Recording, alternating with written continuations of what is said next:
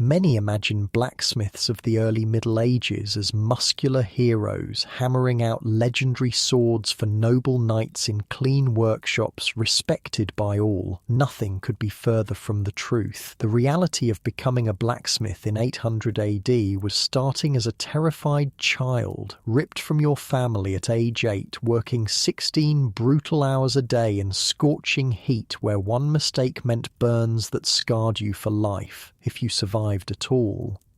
Let's discover what it was really like to wake up as a blacksmith in the time of Charlemagne, when most apprentices never lived to become masters.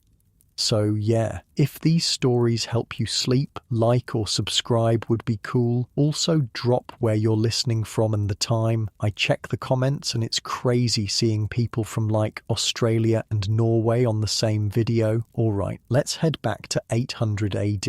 Trust me, it's going to be quite a ride, but first, get comfortable. Seriously, adjust those pillows, pull up that blanket, because where we're going, you're going to want to be cozy. So congratulations, you just woke up in early medieval Europe around the year 800, but it's not like waking up in your soft, warm bed right now. Your eyes snap open in panic on a pile of dirty straw that serves as your mattress, thrown haphazardly in the corner of a smoky workshop. Your back aches from yesterday's labour, and the thin wool blanket barely kept out the night's chill. There's no gentle morning alarm here, just the deafening clang of metal that jolts you upright, your heart racing. You're 8 years old, just 8, and yesterday your father handed you over to the local blacksmith as an apprentice. Be grateful, he told you, his calloused farmer's hands gripping your shoulders. Most boys will never have this chance. You'll learn a trade. You'll never starve. But right now, huddled in the corner of this strange place, staring at the massive bearded man already hammering at the forge, you're not feeling particularly grateful. You're terrified. The workshop is a simple wooden structure with a thatch roof, one side open to let out the smoke from the forge. It's barely dawn, but the fire is already roaring. The heat hits you in waves, making your eyes water. The smell is overwhelming. Burning charcoal, hot metal, sweat, and something acrid you can't identify yet. This is now your home for the next 7 years, at least. Your new master glances your way. Boy, stop lazing about. Get over here and work the bellows. You scramble to your feet, nearly tripping in your haste. You've seen the bellows before, large leather contraptions that pump air into the forge to keep the fire hot, but you've never actually used one. The leather handles are worn smooth from years of use, and when you grab them, they're slick with the sweat of countless apprentices before you. Pump harder, the blacksmith barks, not even looking at you. Fire's too cool for forging. You throw your entire body weight into pulling the bellows, but you're small and the resistance is surprising. Within minutes your arms burn with exertion. Within an hour they feel like they might fall off, but you don't dare stop. You've heard stories of apprentices who were beaten for less. The forge grows hotter, the flames leaping higher, sweat pours down your face, your thin linen tunic sticking to your back. The blacksmith, seemingly unaffected by the heat, pulls a glowing rod of iron from the fire with long metal tongs. He places it on the anvil, a massive block of iron mounted on a tree stump, and begins to hammer. The sound is deafening. Each strike sends sparks flying in all directions. One lands on your arm, burning a tiny hole in your skin before you can brush it away. You bite back a cry. The blacksmith wouldn't tolerate weakness. Boy water bucket now. You look around frantically, spotting a wooden bucket near the door. You run to grab it, the weight nearly toppling you as you bring it to the master. He plunges the red-hot metal into the water, creating a cloud of steam that engulfs your face, momentarily blinding you. The hiss is like an angry demon. Too slow, he grunts. You'll learn to be faster or you'll burn. This is just the first hour of your first day. As the morning progresses, you learn that working the bellows is just one of your many duties. You're to fetch water, haul charcoal, sweep the shop, run errands, and anything else the master demands. You're the lowest creature in this world, barely above the rats that scurry along the edges of the workshop. By midday, your stomach growls painfully. In your village, you'd be eating bread and cheese with your family by now. Here, you wait until the master decides it's time to eat. When he finally puts down his hammer and nods toward a small wooden table, you nearly collapse with relief. The meal is simple. A chunk of dark bread, a small piece of hard cheese, and a cup of thin ale. Not water, mind you. Water could make you sick. Even children drank ale in 800 AD. Weak, but still ale. The food disappears too quickly, barely taking the edge off your hunger.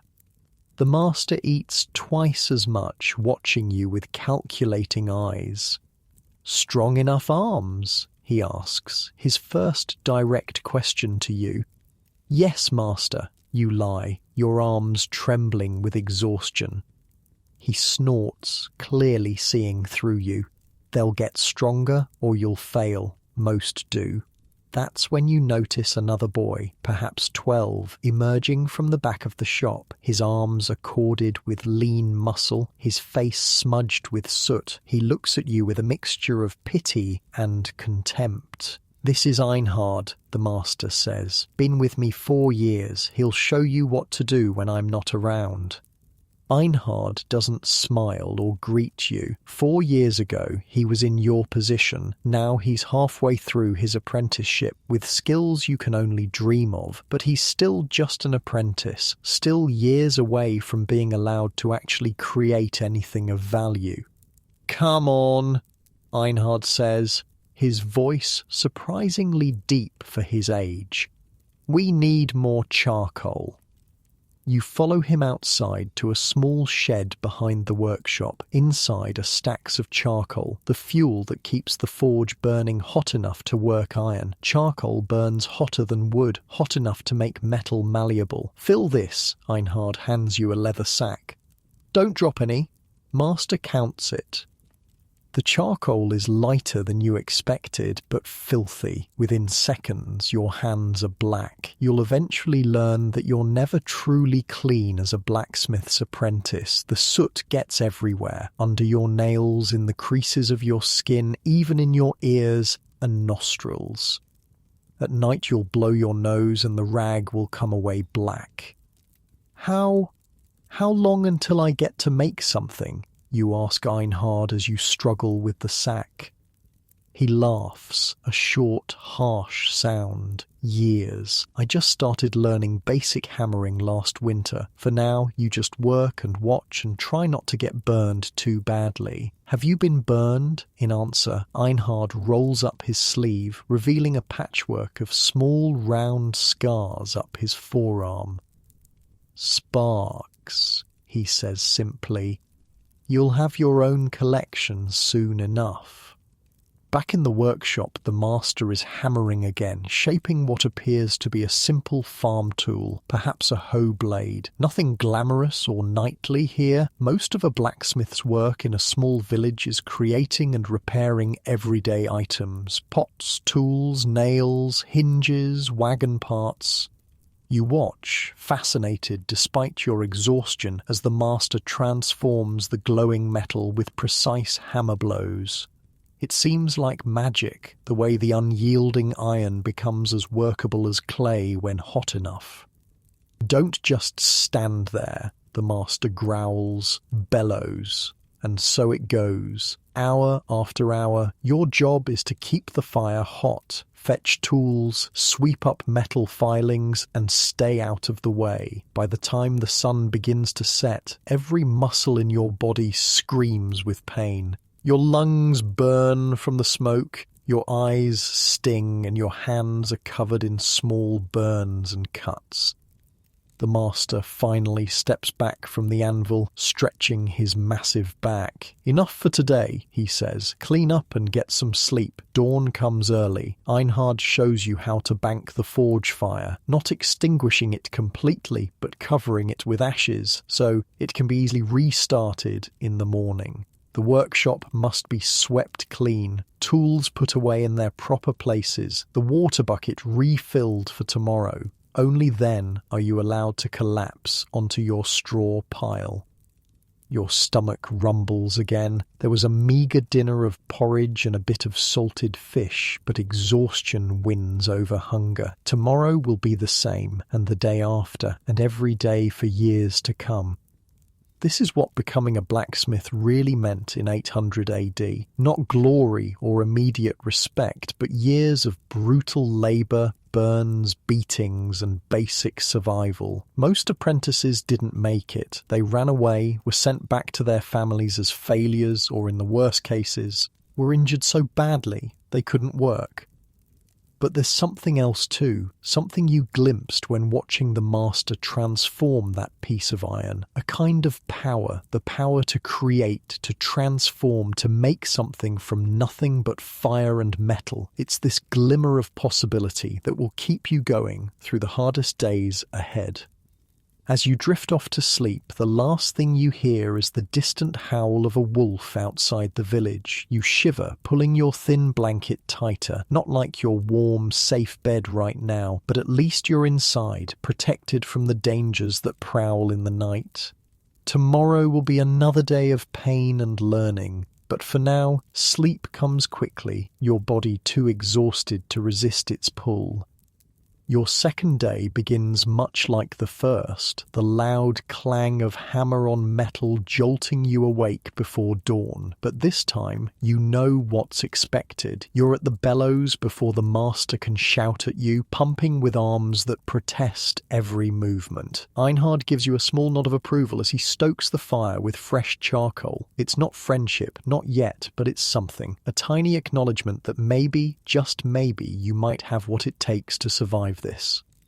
The master is working on horseshoes today. The local Lord Steward brought in 4 horses that need new shoes, and the work must be done quickly. You watch in fascination as the master heats a bar of iron, cuts it to length with a heavy chisel, and then shapes it around a form called a mandrel.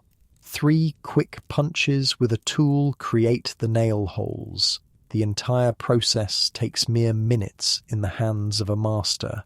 "Pay attention," he tells you gruffly. "Someday you'll need to know this." It's the first hint that he sees any future for you at all, and despite everything, a small spark of pride ignites in your chest. Not that you'll be allowed near the hammer or tongs for months, maybe years, but someday. The village is waking up around the forge, farmers heading to their fields, women carrying water from the well, the occasional pig or chicken wandering through the muddy streets. You catch glimpses of this normal life through the open side of the workshop. Your old life. Part of you aches to run back to it, to the familiar comfort of your family's small farm. But another part, a new part, is becoming fascinated by this strange world of fire and metal. When the master isn't looking, you pick up a small piece of cooled iron slag from the floor, turning it over in your fingers. It's heavier than it looks, with a rough, pitted surface. This is what your life will be now. Heavy, rough, but also solid, real. A sharp cuff to the ear brings you back to reality. Daydreaming won't fill the water bucket, the master growls. Get moving. You scurry to obey, but tuck the small piece of slag into your belt pouch, your first treasure from this new world, a reminder of why you're enduring this hardship, because someday, if you survive, you'll be the one at the anvil, hammer in hand, creating something from nothing. And in this world of 800 AD, where most people live and die without ever changing anything, that's a kind of magic worth suffering for. As you run to fetch more water, your burns stinging and your muscles aching, you realize something. This path will either break you or forge you, just like the metal in the fire, and you're determined to become steel, not slag. The horses arrive mid-morning, massive beasts that tower over you. You've never been this close to a war horse before. The Lord's stablemaster holds them while the master fits the new shoes. You watch, keeping a safe distance. One kick from those hooves could kill a child your size. One day, Einhard whispers to you during a brief moment when the master is distracted. If you're good enough, you might make shoes for the Emperor's own horses. The Emperor? Charlemagne himself? Einhard nods. Master once made tools for a forge that serves the palace at Aachen. Says the Emperor values skilled blacksmiths more than gold. This revelation hits you like a hammer blow. You'd never considered that this brutal apprenticeship might lead beyond the boundaries of your small village, that there might be a world of opportunity if you can just endure these early years. The thought sustains you through another day of endless chores, of hauling and pumping and fetching. By nightfall, you're just as exhausted as yesterday, but something has changed. A tiny seed of ambition has taken root as you collapse onto your straw bed, watching the last embers of the forge glow red in the darkness. You make a silent promise to yourself. You will survive this. You will learn. You will become more than just another village blacksmith. The last thing you see before sleep claims you as the master, silhouetted against the dying forge, carefully arranging his tools for tomorrow's work. His movements are precise, economical, the result of decades of practice. Someday, that will be you. Someday. But first you have to survive tomorrow, and all the tomorrows after that. Your dreams that night are filled with fire and metal, with hammers and anvils, with futures not yet forged. When you wake the next morning, your muscles still ache, your burns still sting, but that small spark of determination burns a little brighter. This is just the beginning of your journey from terrified child to master blacksmith in the age of Charlemagne. The path ahead is longer and harder than you can imagine, but like iron in the forge, you will be transformed by the heat and the hammer. You just don't know what shape you'll take yet. 4 years pass in the blink of an eye, though they sure didn't feel fast while you were living them. You're 12 now, no longer the scared child who arrived at the forge. Your arms have developed wiry muscles from thousands of hours working the bellows. Your hands are calloused, marked with a constellation of small burn scars, and you've grown taller, though still nowhere near the master's imposing height.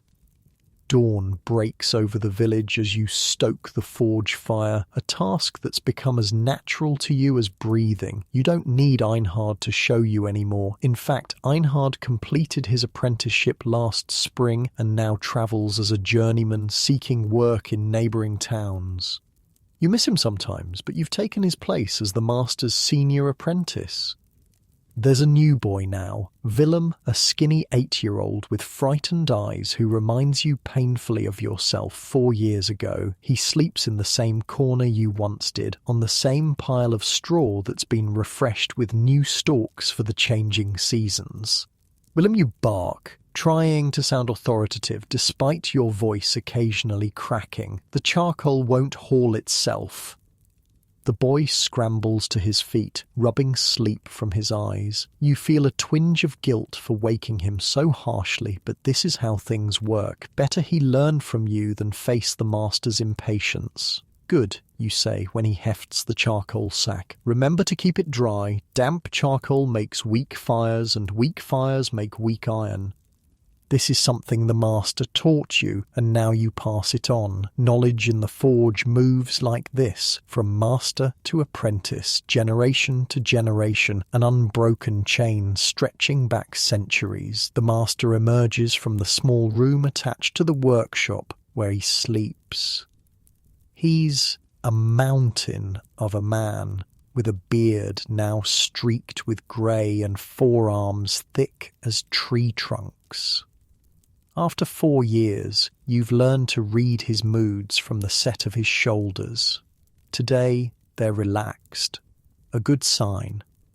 Or morning, Alaric, he grunts, using your name instead of just boy, a privilege you've earned over the years. Morning, Master Oswald, you reply. You've been stoking the forge for almost an hour already, getting it to the perfect temperature for the day's work. Good heat, he says, holding his palm near the glowing coals. It's not quite praise, but close enough to make your chest swell with pride. The workshop is different from how you first saw it through a child's terrified eyes. Now you understand its organisation, the purpose of every tool, the rhythm of the work. The forge dominates the centre, a stone structure filled with charcoal reaching waist-high on the master. The anvil sits nearby, its familiar shape worn smooth from decades of use. Along the walls hang the tools of your trade, hammers of various sizes, tongs for handling hot metal, punches, chisels, files, and more specialised implements whose names you've learned one by one. The workshop smells of hot metal, charcoal, sweat, and the distinctive tang of quenching oil. To outsiders, it's overwhelming. To you, it's home. Lord Gunther's steward will be here midday, Master Oswald says, pulling on his thick leather apron. Wants to commission iron fittings for the new storehouse doors. Before then, we need to finish the plough blade for Farmer Morton. You nod, already reaching for the bellows. The plough blade has been a project for several days, a heavy piece requiring multiple heats and careful shaping. Without a good plough, the village's crops would suffer and everyone would go hungry come winter. This is the responsibility of the blacksmith, not just making pretty swords, but ensuring the community survives. Willem returns with the charcoal, his small face smudged black. You show him where to stack it, then send him for water. The master watches this interaction with approval. You're learning to manage, to teach, skills as important as metalwork for a future master smith. Today, Master Oswald says, you'll help with the hammering. Your heart leaps. After 4 years of watching, of doing every chore imaginable, of learning the properties of metal through observation alone, you're finally being allowed to actually shape the iron. It's a watershed moment in your apprenticeship. Thank you, Master, you say, trying to keep your voice steady. Don't thank me yet, he grunts. Your arms will be ready to fall off by sunset. He's not wrong. The hammer he hands you is smaller than his massive striking hammer, but still heavier than anything you've wielded before. The handle is worn smooth from years of use, the head showing the subtle dents and marks of countless strikes. The first heat goes into the forge, the partially completed plough blade nestled among the glowing coals. While it heats, the master quizzes you. How do you know when the iron's ready? By the colour, Master. Bright yellow-orange for shaping. White's too hot, cherry red's too cool. And if you strike metal that's too cool, it won't move properly, might crack, wastes effort. Too hot, burns away, gets brittle, ruined. He nods, satisfied. These are lessons beaten into you, sometimes literally, over 4 years. Timing is everything in the forge. Hesitate too long and the heat fades. Rush and make mistakes. It's a dance with fire and metal that requires absolute focus. The blade begins to glow the right colour, and Master Oswald pulls it from the fire with tongs. He places it on the anvil and nods to you. Strike where I point, not too hard, not too soft. You raise the hammer, suddenly aware of every eye in the shop, the master's critical gaze, Willem's fascinated stare. The hammer feels awkward, your grip uncertain. You bring it down, the clang reverberates through your bones, the shock travelling up your arm, but the metal moves, flattening slightly where you struck. Again. the master says. More controlled. You strike again and again, finding a rhythm. The master turns the blade between strikes, pointing wordlessly where you should hit next. It's exhausting work, requiring more strength and precision than you imagined. Sweat pours down your face, stinging your eyes. After what feels like hours, but is probably only minutes, the metal cools too much to work. Back to the fire, the master says. Not bad for a first try. From him, this is high praise indeed. The day continues in this pattern, heating, hammering, reheating. Your arms scream with effort, but you refuse to show weakness. This is your chance to prove yourself, to show that 4 years of watching and learning have prepared you for real smithing. By midday, when Lord Gunther's steward arrives, the plough blade is taking its final shape. You stand respectfully to the side, your tunic soaked with sweat as the master discusses the new commission. The steward is a thin man with calculating eyes and fine clothes that look out of place in the smoky forge. He represents the local lord, a minor noble who owes fealty to a count, who in turn answers to Charlemagne himself. This chain of obligation defines life in the Carolingian Empire. Lord Gunther requires fittings for his new storehouse. Hinges, hasps, nails, all must be completed before the harvest, the steward says, his voice clipped and precise.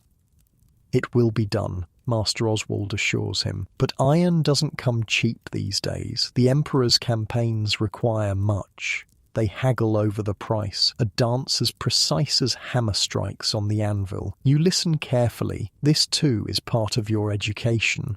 Eventually they agree on a price, partly in silver coins, partly in grain from the Lord's stores.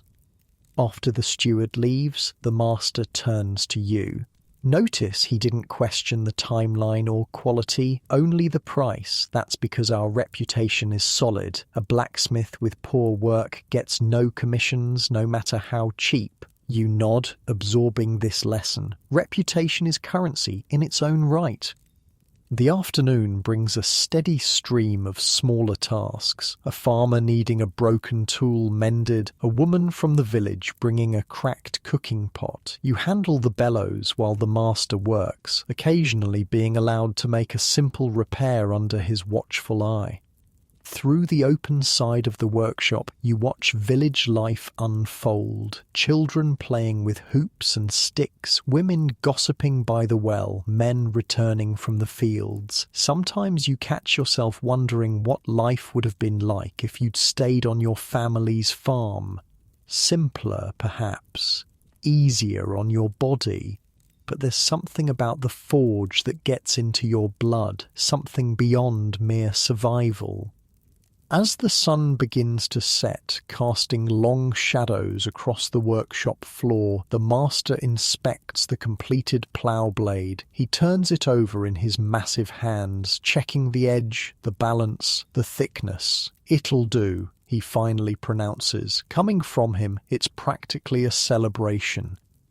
Willem has been watching wide-eyed all day, hauling water and charcoal when needed, but mostly observing your first real smithing work. Now he helps bank the fire for the night, his small hands clumsy but willing. "Did you see?" he whispers when the master steps outside to speak with Farmer Morton, who's come to collect his plough blade. "You were actually making something." His awe reminds you of your own first days, of watching Einhard with the same wonder. 4 years from now, it'll be you, you tell him, surprising yourself with the encouragement. Dinner is better than it was when you first arrived. Thick barley soup with actual chunks of salt pork, bread that's only slightly stale, and ale that's not too watered down. Your status has improved with your skills. After the meal, instead of sending you straight to your sleeping corner, Master Oswald motions you to sit by the dying embers of the forge. The fading light catches the planes of his weathered face, highlighting scars and wrinkles earned through decades at the anvil. "You did well enough today," he says gruffly. Tomorrow we'll start on Lord Gunther's fittings. You'll help with the smaller pieces." You nod, too tired to speak but glowing with pride. "A smith needs to understand metal," he continues, poking at the coals, "not just how to hit it, but how it thinks."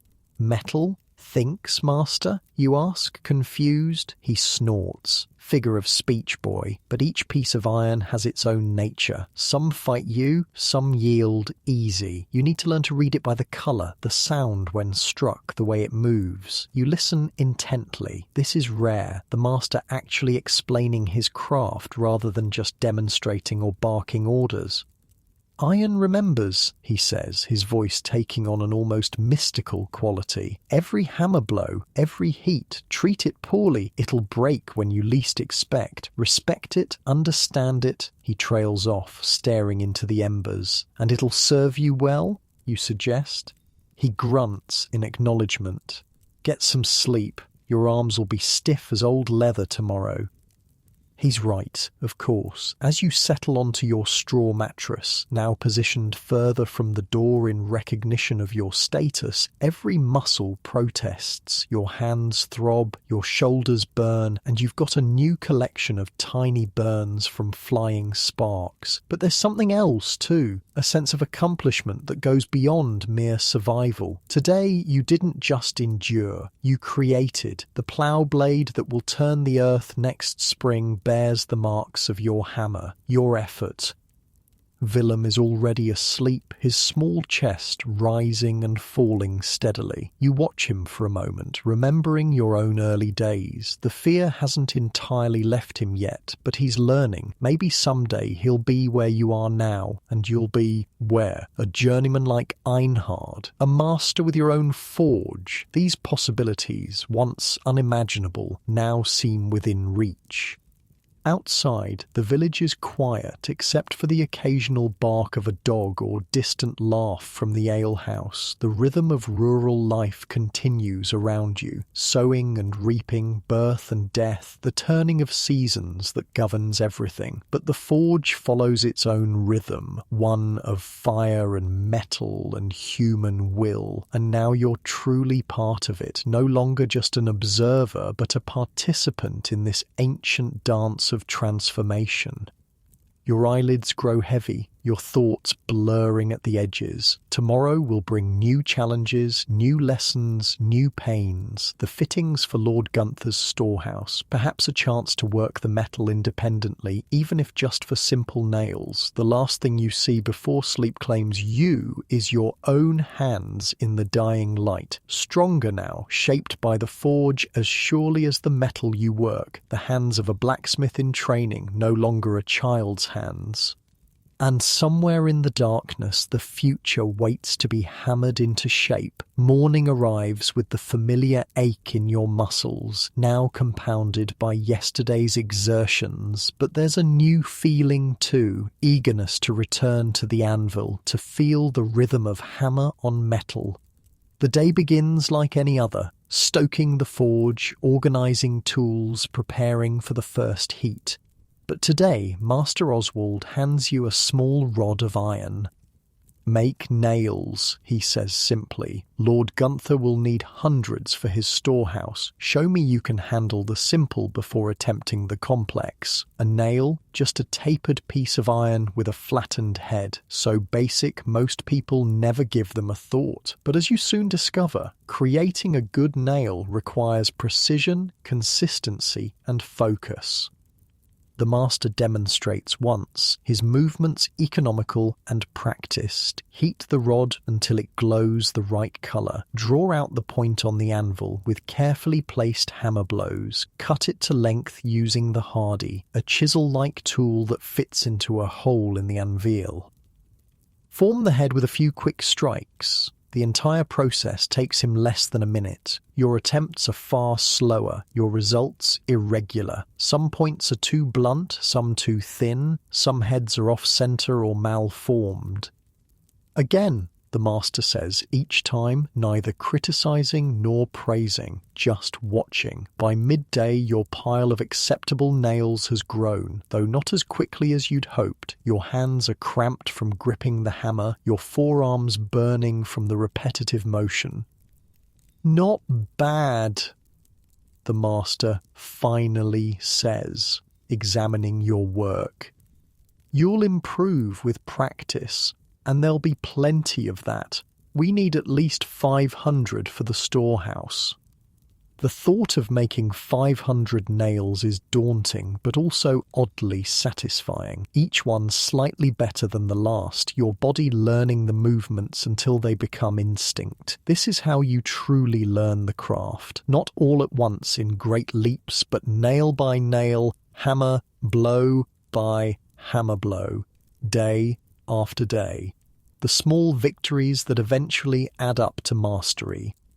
As you place another glowing rod on the anvil, you realize that becoming a blacksmith isn't just about learning to shape metal. It's about being shaped yourself, hammered and folded and tempered like the very iron you work until you become something stronger than you began. 5 more years pass in the rhythm of the forge, the endless cycle of heating, hammering, and cooling that shapes both metal and man. You're 17 now, taller than most men in the village, with shoulders broadened by labor and hands that can tell the temperature of metal by its color alone. The scared child who arrived at Master Oswald's forge 9 years ago exists only in memory. The morning you wake up as a journeyman is no different from any other. The same straw mattress, though you've graduated to a small alcove separated from the main workshop by a rough curtain. The same pre-dawn darkness, the same smoky scent of banked coals waiting to be brought back to life. But today, everything changes. Master Oswald is already at the forge when you emerge, stoking the fire higher than usual. He nods at you, his beard now more grey than brown, the lines around his eyes deeper than when you first met him. Today's the day, he says simply. Your stomach tightens with anticipation. You've been preparing for this moment for months, ever since Master Oswald declared your apprenticeship complete, the final test of your skills, creating your masterwork piece to prove your ability as a journeyman smith. What will you make? He asks, though you've discussed it many times. A sword, you answer, your voice steady with hard-won confidence. Pattern welded, with a bone grip. He grunts approval. Not a knight's battle sword, that would require more time and materials than you can afford, but a practical weapon for a freeman, the kind a merchant might carry on dangerous roads or a prosperous farmer might keep to defend his homestead. Willem, now 13, and no longer the frightened child he once was, brings you a special breakfast. Bread still warm from the baker's oven, a chunk of cheese, and even a small cup of honey. A celebration of sorts. Will you leave right away? He asks, his voice cracking with adolescence. After I finish the sword, you tell him, if it's good enough. It will be, he says with complete faith. Willem has watched you progress from basic nails to complex ironwork, has seen you master techniques that once seemed impossible. To him, you're already a legend. The materials for your masterwork wait by the anvil, bars of iron you've been saving, bits of higher carbon steel carefully hoarded from broken tools, a piece of bone from the butcher for the handle. For once, Master Oswald will not direct or assist. This piece must be entirely your own work. You begin with the fire, building it hotter than normal, feeding it the best charcoal. Next, you select 7 thin strips of iron and 1 of steel, the materials for pattern welding, a technique that creates both beauty and strength. The metal goes into the forge and the work begins. The process is painstaking and precise. You must heat the metal strips, hammer them together, fold the resulting bar, then repeat, creating layers that will later reveal a wavy pattern when etched with acid. Each heating, each hammer blow must be perfect. One mistake could ruin days of work. Master Oswald watches silently from the corner, Willem beside him. Occasionally, other villagers peek in, drawn by word that Oswald's apprentice is making his masterwork. The blacksmith is the heart of any village, and the training of a new one is cause for interest. The day passes in a blur of concentration, sweat pouring down your face in the intense heat. Your world narrows to the glowing metal, the anvil, the hammer in your hand. By sunset, you've created the basic bar from which you'll shape the blade tomorrow. Good start, Master Oswald says, as you finally stop for the day, quenching the layered bar in oil to harden it slightly before the final shaping. Rest well, tomorrow will be harder. You sleep the deep sleep of physical exhaustion, dreaming of fire and metal. Morning comes too quickly, but you rise eagerly, anxious to continue. The second day is about shaping, drawing out the bar into the length and profile of a sword, carefully hammering the edge thinner while leaving the spine thicker for strength. Each heat must be controlled perfectly, each hammer blow placed with precision. By the third day, you're grinding and polishing, revealing the subtle pattern in the metal, whirls and waves like flowing water frozen in steel. The bone handle is attached, wrapped with leather cord for grip. A simple iron pommel and guard, unadorned but well-proportioned, complete the weapon. On the morning of the fourth day, you present the finished sword to Master Oswald. He takes it with respect, testing the balance, examining the edge, the pattern, the handle. "You've made a true blade," he finally says, the highest praise he's ever given you. "It will serve its owner well." Pride swells in your chest. 9 years of learning culminating in this moment of validation. You've done it. You're a journeyman smith. That night, the village celebrates your achievement with ale and music. The sword is displayed for all to see, your first true creation, proof of your skill. Tomorrow, you'll sell it to the first suitable buyer, using the money to fund your journeyman travels. Master Oswald pulls you aside during the festivities, his face solemn in the torchlight. "The world beyond this village is not always kind to travellers," he says. "Keep your wits sharp and your knife sharper." "I'll be careful," you promise. "And remember, a true smith can find work anywhere. People always need metal worked, always need things mended or made." You nod, taking in this final lesson. "You did well," he says gruffly, then surprises you by pulling something from his belt. A hammer. Smaller than a forge hammer, but larger than most carpentry tools.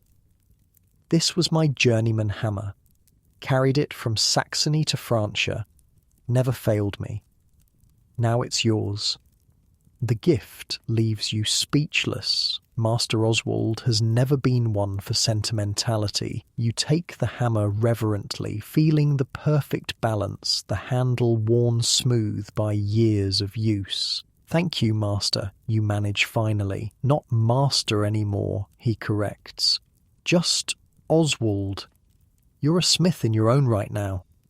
The next morning dawns clear and cool, perfect for travelling. You've packed your few possessions. A change of clothes, the precious hammer from Oswald, basic tools you've acquired over the years, flint and steel for making fire, a small cooking pot, and a knife. Everything fits in a leather satchel and a rolled blanket. Willem helps you prepare, his face struggling to hide his sadness at your departure.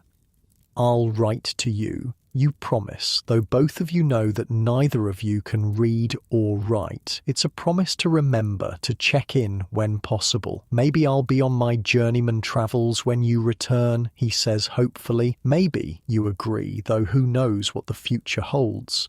Many journeymen never return to their training village, finding opportunity elsewhere or dying on the road.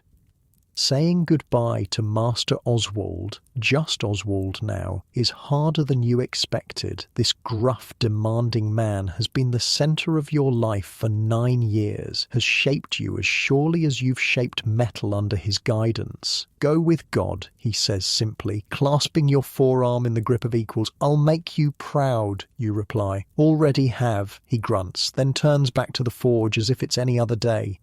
And just like that, you're on the road, your Masterwork sword sold to a travelling merchant for a decent sum of silver. The coins are carefully hidden in various places on your person, some in a pouch, others sewn into your clothes, a few in your boot. A journeyman smith is a tempting target for thieves.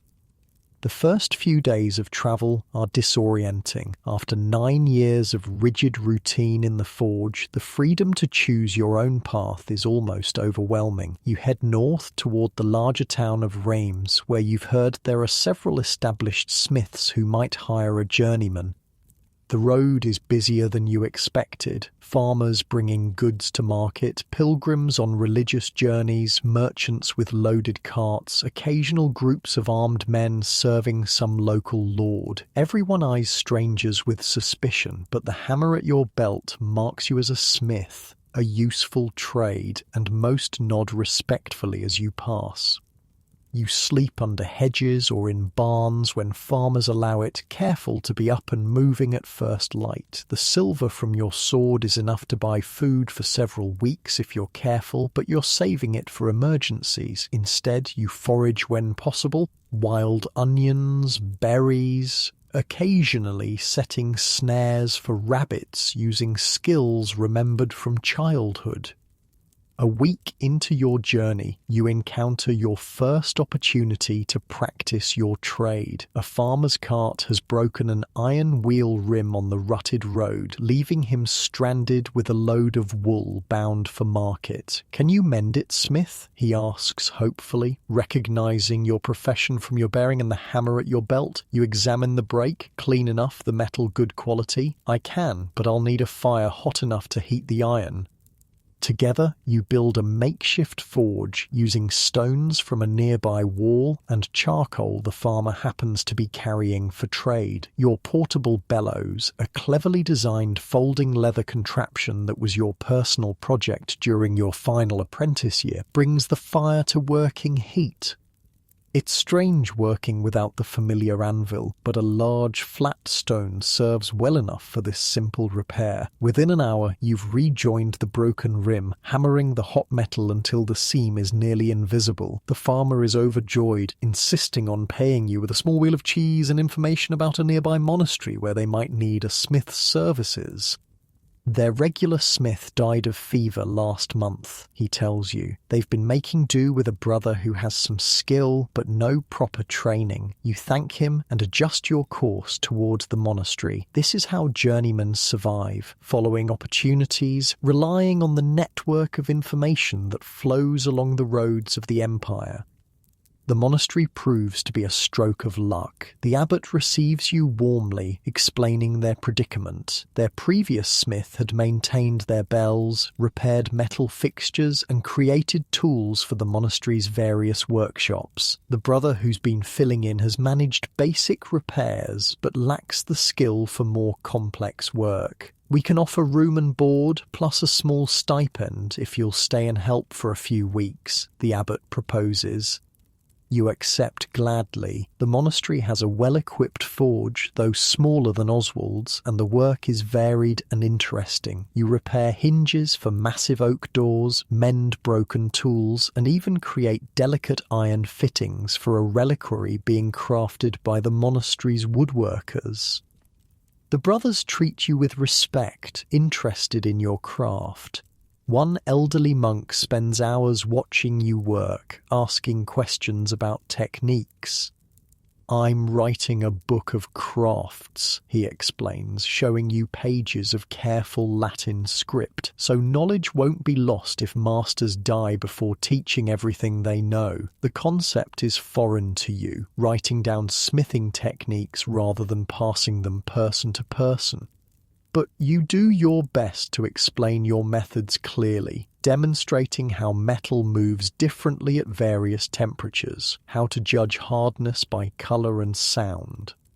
After a month at the monastery, with your purse heavier and your skills sharpened by new challenges, you decide it's time to move on. True journeymen don't settle too long in one place. The purpose is to learn different techniques, to experience different forges and challenges. The abbot provides you with a letter of recommendation, though you can't read it yourself. This will help you find work at other religious houses, he explains. God speed your travels, young smith.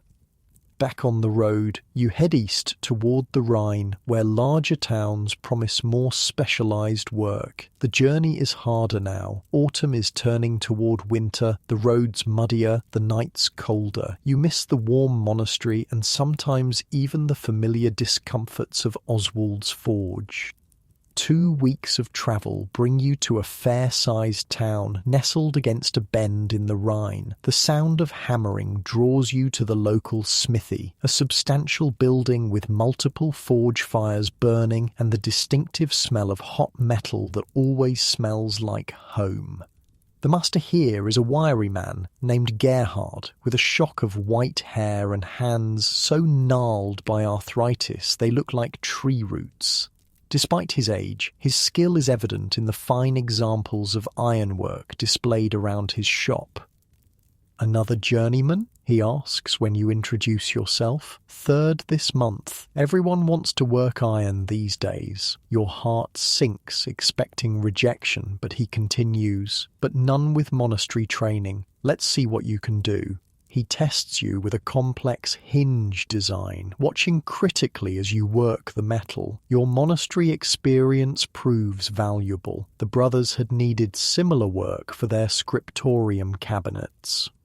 "Oh, not bad," Gerhard admits when you've finished. "I can use you through winter. 1 silver penny a week plus lodging in the loft. No food, but there's a cook shop down the street that's cheap enough." The terms are fair for a journeyman. You accept, settling into the rhythm of a new forge, learning Gerhard's methods, which differ subtly from Oswald's. He favours different hammer techniques, has his own formulas for tempering steel, prefers coal to charcoal when he can get it. This is the true education of a journeyman, absorbing knowledge from different masters, adding to the foundation of your apprenticeship. By day, you work alongside Gerhard and his 2 apprentices. By night, you explore the town, larger than any settlement you've seen before. The town boasts luxuries your village never had. A bathhouse where, for a few copper coins, you can soak in hot water. An inn that serves spiced wine on cold nights. Even a small market where merchants sell exotic goods from as far away as Constantinople and beyond. One such merchant becomes a regular patron of Gerhard's forge, commissioning intricate ironwork for his home and business. He takes a liking to you, often stopping to watch you work. "You have talent, young smith," he says one day. "When spring comes, I travel to Aachen on business. The Emperor's palace always needs skilled metal workers. Would you like to join my caravan? Aachen, the heart of Charlemagne's empire, the greatest city in the Christian world.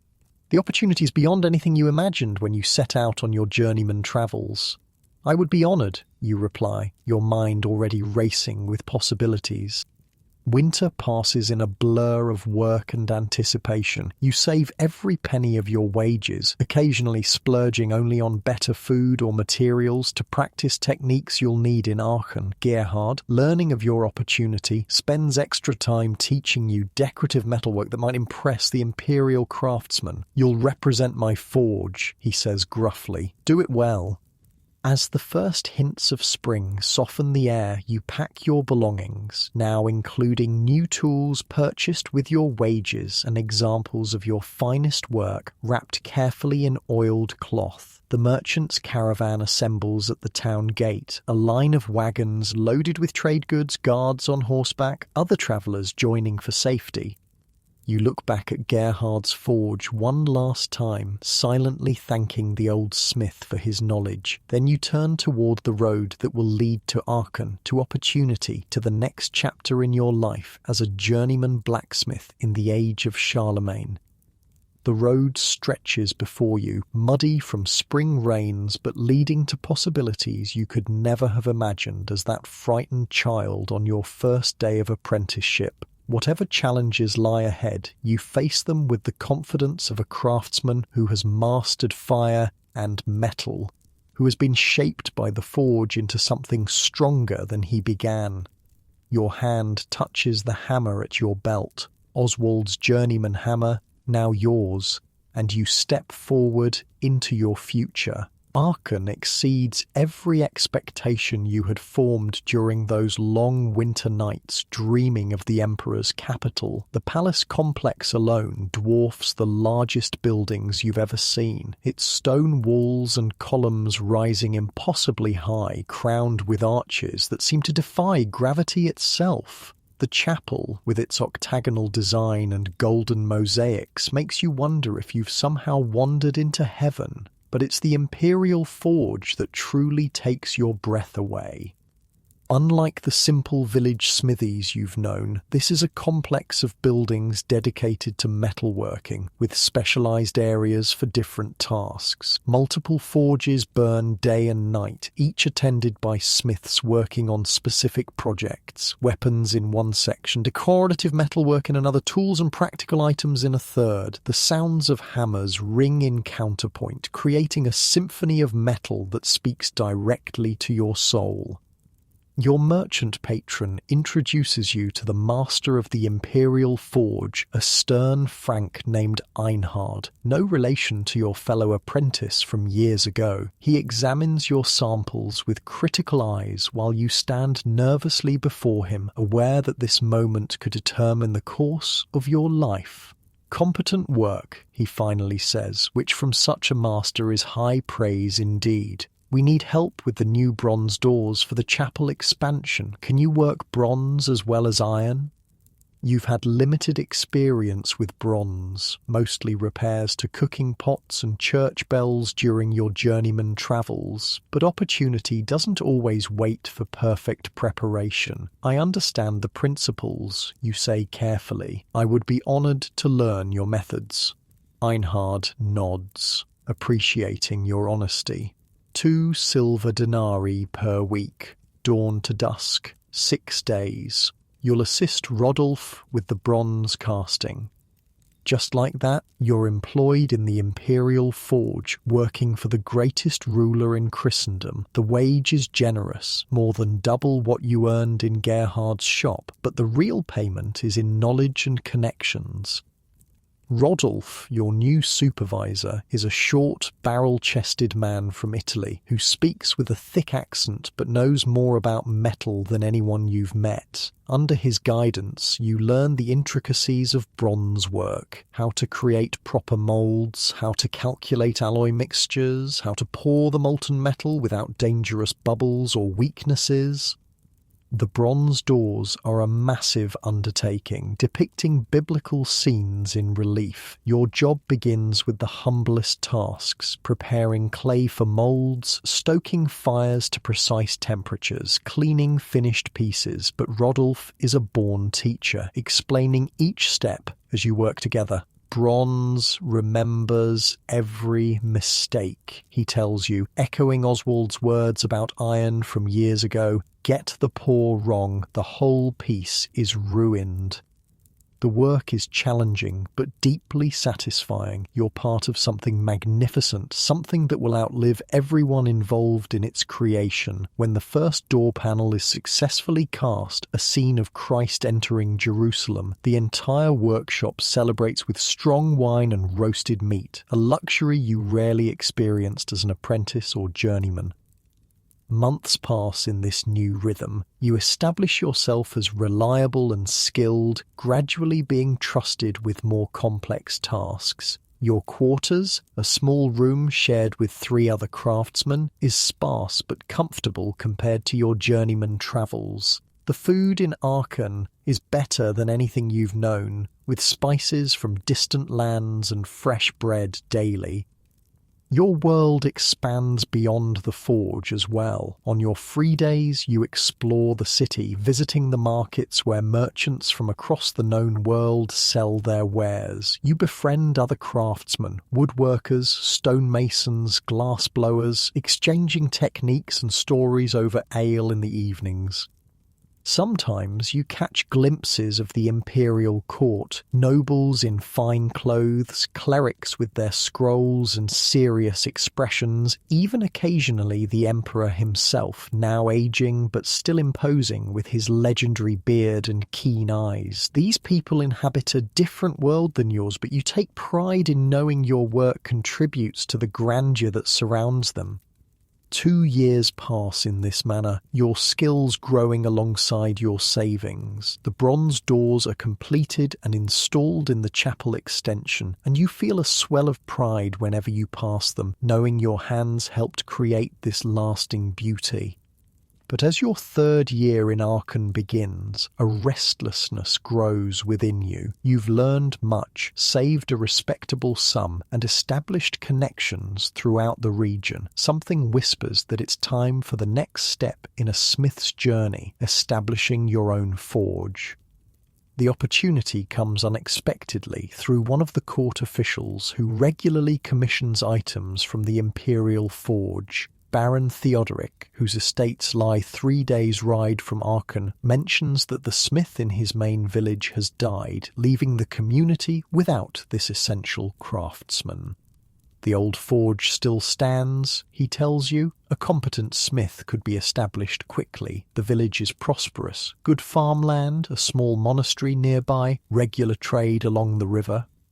You consider it carefully. Leaving the security and prestige of the Imperial forge is risky, but remaining means always working under another's direction, always creating another's vision. After a week of deliberation, you approach Einhard to tender your resignation. To your surprise, he seems to have expected it. 3 years is longer than most stay, he says. The talented ones always want their own fire eventually.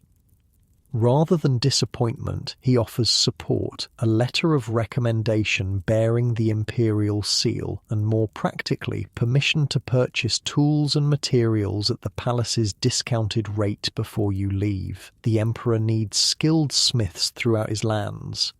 Not just in Aachen, Einhard says. Serve your new community well, and you serve Charlemagne just as truly as you have here.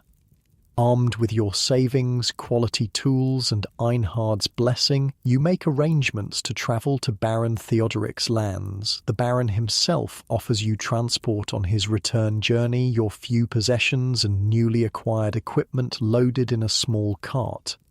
The village of Fryingan is larger than the one where you trained with Oswald, but not by much, perhaps 50 households, a small stone church, fields surrounding it in neat patchwork, and a clear stream running nearby, essential for a smithy's cooling needs. The old forge sits at the village edge, its chimney cold for the first time in generations. It's a sturdy structure built of stone lower walls with timber framing above, the roof recently repaired. Inside the forge itself, the anvil and basic tools remain. The previous smith's family has kept the most personal items but left the essentials for his successor. Baron Theodoric introduces you to the village headman and the priest, effectively transferring his authority and blessing to your enterprise. With these formalities complete, he continues to his manor house further upriver, leaving you to establish yourself. The first few days are consumed with cleaning and organizing. The forge needs minor repairs. The chimney must be cleared of nests, tools arranged to your preference. A few villagers stop by, curious about the new smith, offering small welcome gifts, a loaf of bread, a jug of ale, a handful of eggs. You accept graciously, understanding these are not just gifts, but the beginning of the complex web of obligations and relationships that will define your place here. Finally, the day comes to light your own forge fire for the first time. You've prepared carefully, selecting the best charcoal, arranging your tools precisely, mentally rehearsing the first items you'll create as an independent master smith. The fire catches quickly, and as you work the bellows, watching the flames grow and the forge heat rise, a profound sense of rightness settles over you. This is your forge, your fire, your anvil. After 17 years of learning and journeying, you've arrived. A small crowd gathers to watch as you begin your first work, a set of simple but elegant iron hooks for the church door. It's both a practical contribution and a public demonstration of your skill. The priest had mentioned the need casually, and fulfilling it immediately establishes your value to the community. You lose yourself in the familiar rhythm: heat, hammer, cool, repeat. Your body knows these movements. Your eyes judge temperature and alignment without conscious thought. When you finally hold up the finished hooks, there's a murmur of approval from the onlookers. "Fine work, Master Smith," the priest says, using your new title for the first time. The words send a shiver of pride down your spine. Word spreads quickly that the new smith is skilled and fair. The next days bring a steady stream of customers, farmers needing tools repaired before the harvest, the miller requiring new bands for his grinding stones, housewives bringing cracked pots or broken oven tools. You set your prices carefully based on materials and time required, not too high to seem greedy, not too low to devalue your craft. Payment comes in various forms: coins from the wealthier villagers, food or other goods from those with less cash, promises of future services from others. A month passes, then two. You establish a routine, waking before dawn to light the forge, working through the day, keeping accounts in the evening by marking notches on tally sticks, one system for debts owed to you, another for your obligations to others. You rent a small house near the forge, simple but private, a luxury after years of shared quarters. The work is varied and interesting. Unlike the specialized tasks at the Imperial forge, here you must be versatile. One day crafting delicate hinges for a wealthy merchant's cabinet, the next forging heavy plough blades for the fall tilling. Each project presents its own challenges, and you draw on every technique learned during your years of training. As summer turns to autumn, you take on your first apprentice, a local boy named Adso, 12 years old, serious and eager to learn. Having been in his position, you strive to be firm but fair, teaching with patience rather than the cuffs and harsh words that sometimes marked your own training. The fire doesn't care if you're tired or hungry, you tell him, echoing Oswald's lessons. It demands respect always. Adso absorbs everything like dry tinder catching spark, reminding you of your own early fascination with the craft. Having him handle the simplest tasks frees you for more complex work, allowing you to accept more commissions. By winter, you've established yourself as an essential part of village life. Your forge becomes a gathering place where men exchange news and gossip while waiting for work to be completed. You learn the rhythms of the community, which families feud, which farmers have the best grain, which traders can be trusted. The village women gauge your eligibility as a husband, sometimes sending daughters on transparent errands to the forge. At 24, you're well established enough to support a family, and your position as master smith makes you a desirable match. After careful consideration, you begin courting Matilda, the miller's daughter, intelligent, practical, and familiar with the demands of a craft-centered life. Baron Theodoric visits occasionally, always commissioning special items for his manor house, decorative fire grates, elaborate door hinges, weapons for his household guards. These projects allow you to showcase your finest skills, and the Baron pays well, both in silver and in influence. When there's a dispute about water rights affecting your forge cooling stream, a word from him resolves it quickly in your favor. Spring brings new challenges and opportunities. The river trade reopens after the winter freeze, bringing merchants with metal goods from distant lands. You study these carefully, learning new designs and techniques. One trader from the Byzantine East carries steel of such quality. It makes you reconsider everything you know about metal. You purchase a small piece at great expense, saving it for a special project. Your reputation spreads beyond Fryingan. Monasteries from 2 days' ride away send brothers with commissions for bell repairs or specialized tools for their scriptoria. A minor noble whose lands border Baron Theodoric's orders a decorative sword after seeing your work at the Baron's manor house. These prestigious projects allow you to charge premium prices, which in turn let you invest in better tools and materials. You add a specialized hardy anvil for particular cutting work, purchase higher quality iron stock, experiment with different fuel mixtures to achieve hotter, cleaner fires. ADSO progresses rapidly under your tutelage, now trusted with simple repairs and basic forging. You begin teaching him the mysteries of steel, how to judge carbon content, how to achieve the perfect temper, how to create the watered patterns that mark the finest blades. This isn't just craft, you tell him. It's alchemy. We transform one thing into another, base metal into objects of beauty and purpose. Your courtship of Matilda advances steadily, meeting with approval from her family and the community. Plans form for a wedding after the harvest when work slows and celebrations are easier to arrange. You begin expanding your house, adding a second room and improving the hearth. Life settles into a satisfying pattern, challenging work, growing prosperity, respect from your peers, a future taking shape before you. The frightened apprentice, the wandering journeyman, even the Imperial forge worker, all seem like distant memories, earlier versions of yourself that led to this fulfillment. Then comes the message that will change everything again.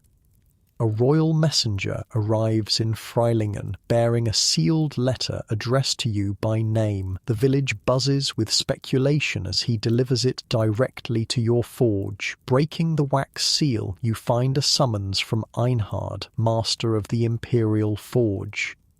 The Emperor requires a master smith for a special commission, a gift for the Pope himself, an intricately worked reliquary of silver and gold with iron framework. Your experience with both the Imperial standards and independent creative work makes you ideal for the task. The commission would require several months in Aachen, with generous compensation. It's an extraordinary honour, one that could elevate your status far beyond that of a village smith, but accepting means leaving your established forge, delaying your marriage, interrupting ADSO's training. The community has come to depend on your skills. Who would shoe the horses, repair the ploughs, create the tools needed for daily life? You stand at your anvil, the letter in your soot-stained hands, facing a choice between ambition and obligation, between extraordinary opportunity and the life you've built. The heat of the forge warms your face as you consider what kind of mastersmith, what kind of man you truly want to be. The Imperial summons represents the pinnacle of professional recognition. The Pope's reliquary would be seen by the most powerful men in Christendom, your craftsmanship preserved for generations. Yet Fryingan has become home. These people, your community. Your forge serves essential needs, not just ornamental desires of the powerful. As the day's fire dies down and shadows lengthen across your workshop, you reach a decision that will shape the next chapter of your life as a master blacksmith in the age of Charlemagne. After a night of restless sleep, you reach a compromise that honors both your ambitions and obligations. You write back to Einhard, accepting the commission, but with conditions. You'll travel to Aachen with designs and materials, work there for shorter periods between returns to Fryingan, and bring Adso as your assistant. This arrangement will allow you to maintain your village forge with temporary help from a retired smith in a neighbouring settlement.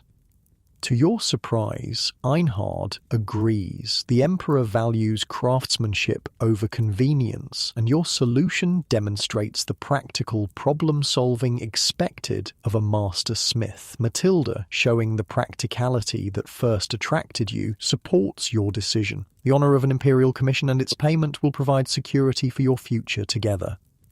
And so begins a new chapter in your life, balancing two worlds, the prestigious work at the Imperial court and your responsibilities to your village community. The reliquary project proves even more complex than anticipated, designed to hold a fragment of the true cross, sent as a gift to Charlemagne. It requires an iron framework of unprecedented delicacy overlaid with precious metals. The technical challenges excite your craftsman's mind, pushing your skills to new heights. Adso thrives in the Imperial environment, wide-eyed at the splendour of Aachen, but also keenly observant of techniques used by specialised metalsmiths. "I'm learning enough for 3 apprenticeships," he tells you one evening, his hands stained with polishing compounds from helping the goldsmiths. Between stretches in Aachen, you return to Fryingan, working intensely to catch up on village needs. These transitions are exhausting but satisfying, and each return strengthens your standing in the community. The village takes pride in their smith being chosen for Imperial work. After 6 months of split attention, the reliquary is completed, a masterpiece of integrated metalwork that draws gasps when unveiled to the court. Charlemagne himself, now in his 70s but still sharp-eyed, examines it closely before nodding approval. "The smith honours the gift and its purpose," he pronounces, and though he speaks to his advisors rather than directly to you, the acknowledgement sends a ripple of pride through your body. The payment for the reliquary is generous, gold solidi that represent more wealth than you've ever possessed at once, but more valuable is the reputation it establishes. Word spreads throughout the region. The master smith of Fryingan has created work for the Emperor himself. Upon your final return to the village, life resumes its rhythm. Your delayed wedding to Matilda finally takes place, a celebration that brings together the entire community. Baron Theodoric himself attends, presenting you with a fine cloak trimmed with fox fur, a gift that symbolizes your elevated status. With Matilda managing household affairs with quiet efficiency, you're free to focus entirely on your craft. The forge expands with a second fire pit for Adso's increasingly independent work. Your home grows too, with a proper stone foundation and additional rooms, including a small chamber where you can meet with important clients away from the heat and noise of the workshop. One such client arrives unexpectedly on a crisp autumn morning. Count Gerald, a powerful noble whose lands encompass many villages including Fryingan. He comes with minimal entourage, but the quality of his horse and arms speaks of his wealth and position. "Master Smith," he addresses you with the formality due your craft. "I require weapons and armour for my household guard. The Emperor has called for forces to secure our eastern borders, and my men must be properly equipped." This commission represents a significant shift in your work. Until now, you've primarily created tools, household items, and decorative metalwork. Weapons have been a small part of your output, the occasional hunting knife or simple sword. Armour, with its specialized requirements, has been beyond your regular production. But the Imperial forge exposed you to these techniques, and the Count's commission cannot be refused. As a vassal of Charlemagne, Gerald's military preparedness is essential to the Empire's security. "I would be honoured, my lord," you reply. "What quantities do you require?" 20 swords, 40 spearheads, 15 helmets, and 10 chainmail hauberks to start, he answers. Quality over speed, but time is not unlimited.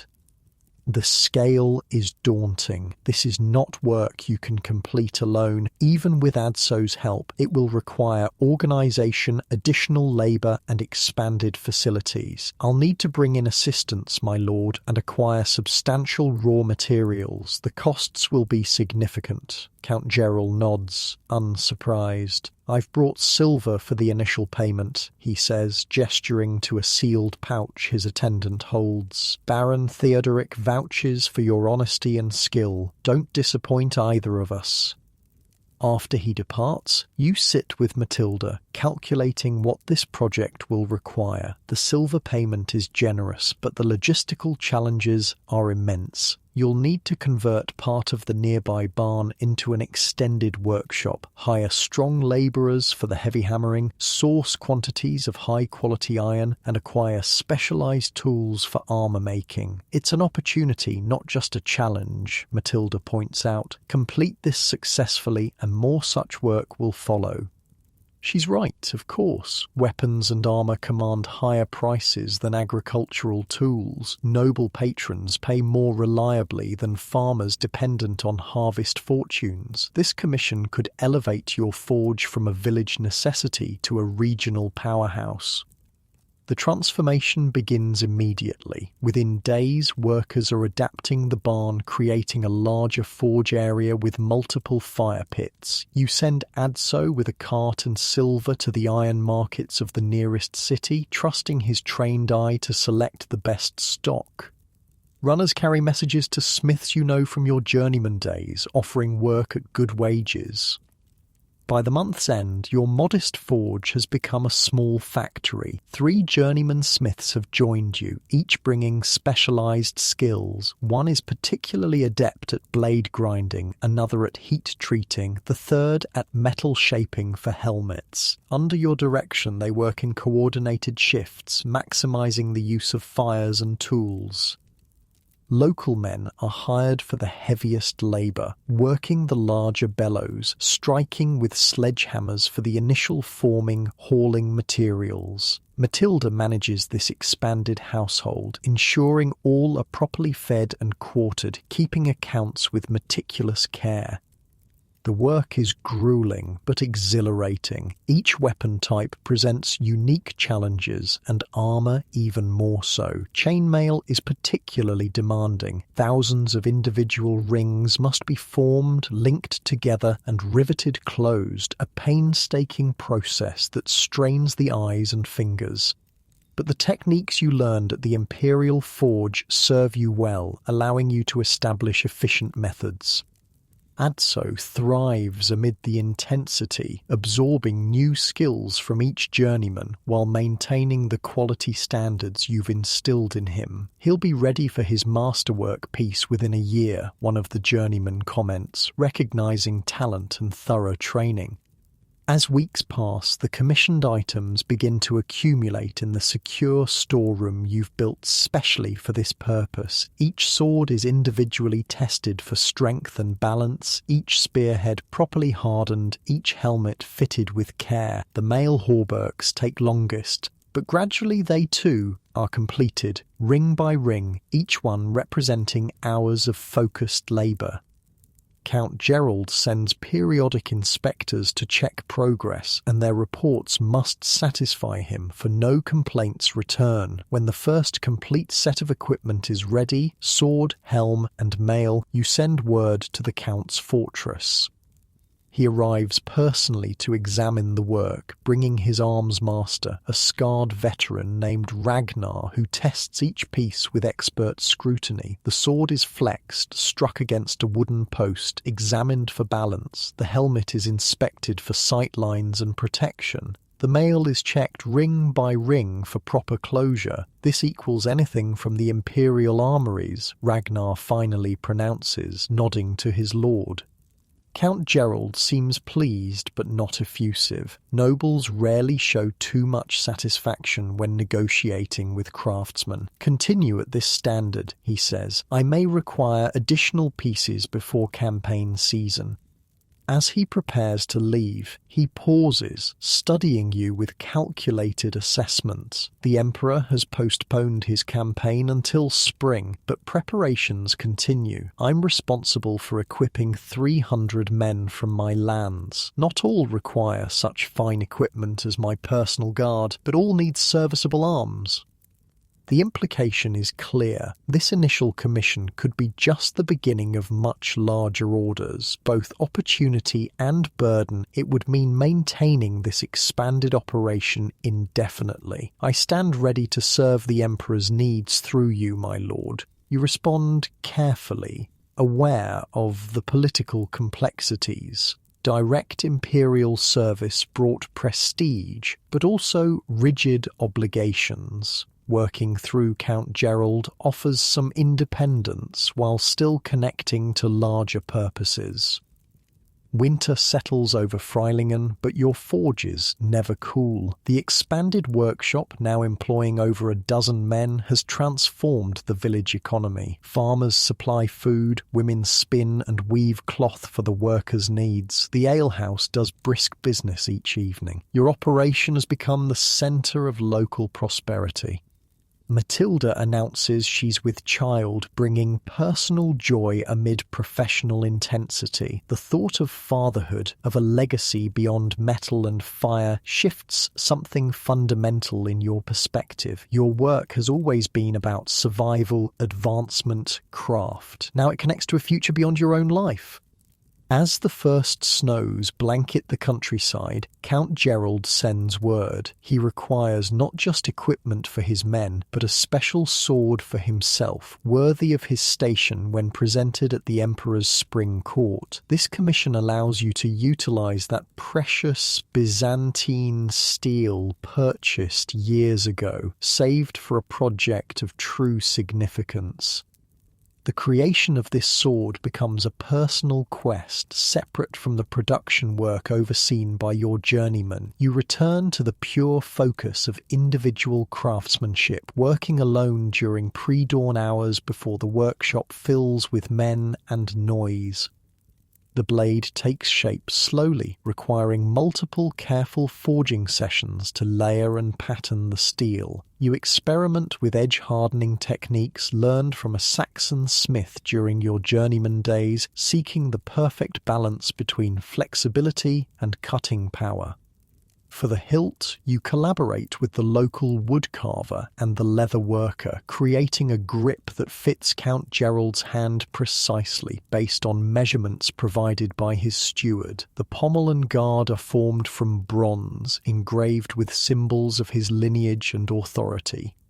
When complete, the sword is both practical weapon and statement of rank, balanced for combat but beautiful enough for court display. You name it Emperor's voice, an acknowledgement of whose authority it ultimately represents. Count Gerald's reaction upon receiving the sword confirms your success.